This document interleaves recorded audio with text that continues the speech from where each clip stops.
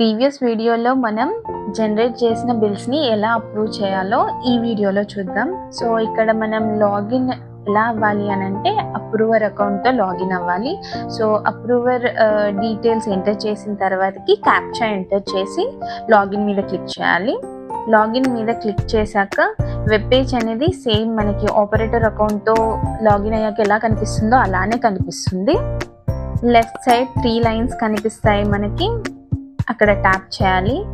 Tap చేసి కిందికి scroll చేస్తూ వెళ్తే ఎక్స్పెండిచర్స్ కనిపిస్తుంది. ఎక్స్పెండిచర్స్ మీద క్లిక్ చేయగానే మనకి అప్రూవ్ అనే ఆప్షన్ కనిపిస్తుంది.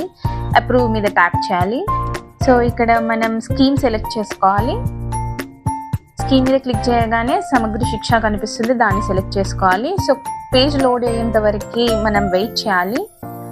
సో పేజ్ లోడ్ అయ్యాక మనకి ఇలా కనిపిస్తుంది. ఇప్పుడు సర్చ్ మీద క్లిక్ చేయాలి. మనం ఏవైతే బిల్స్ జనరేట్ చేసామో అవి ఇక్కడ మనకి కనిపిస్తాయి. సో ఇక్కడ మనకి letter or office order number అని కనిపిస్తున్నాయి కదా, ఏదైనా ఒక బిల్ని ట్యాప్ చేసి అప్రూవ్ చేద్దాం.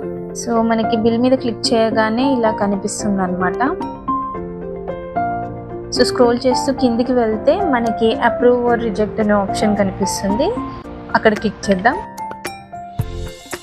సో క్లిక్ చేయగానే ఇక్కడ ప్లీజ్ ఎంటర్ రిమార్క్ అని చెప్పేసి అడుగుతుంది. సో నేనైతే ఇక్కడ అప్రూవ్డ్ బై మీ అని చెప్పేసి టైప్ చేస్తున్నాను.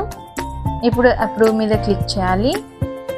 క్లిక్ చేసి ఇక్కడ మనకు వచ్చే డైలాగ్ బాక్స్ మీద ఓకే అని క్లిక్ చేయాలి. సక్సెస్ఫుల్లీ సేవ్డ్ ఫర్ అప్రూవల్ అని చెప్పేసి కనిపిస్తుంది కదా. సో నెక్స్ట్ మనం ప్రింట్ తీసుకోవాలి. సో మనం ప్రింట్ అనేది ఇక్కడ నుంచి అయినా తీసుకోవచ్చు, లేదా ఆపరేటర్ లాగిన్ ఐడి నుంచి లాగిన్ అయి కూడా తీసుకోవచ్చు. ఈ పీపీఏ అనేది మనకి 10 days వరకు వ్యాలిడ్ ఉంటుందన్నమాట. ఆ 10 daysలో మనం ఈ బిల్స్ని బ్యాంక్లో సబ్మిట్ చేయాల్సి ఉంటుంది. సో ఈ ప్రింట్ అనేది మనం మొబైల్లో కానీ ట్యాబ్లో కానీ ప్రింట్ చేయలేము. డెస్క్టాప్ లేదంటే ల్యాప్టాప్లో చేయొచ్చు.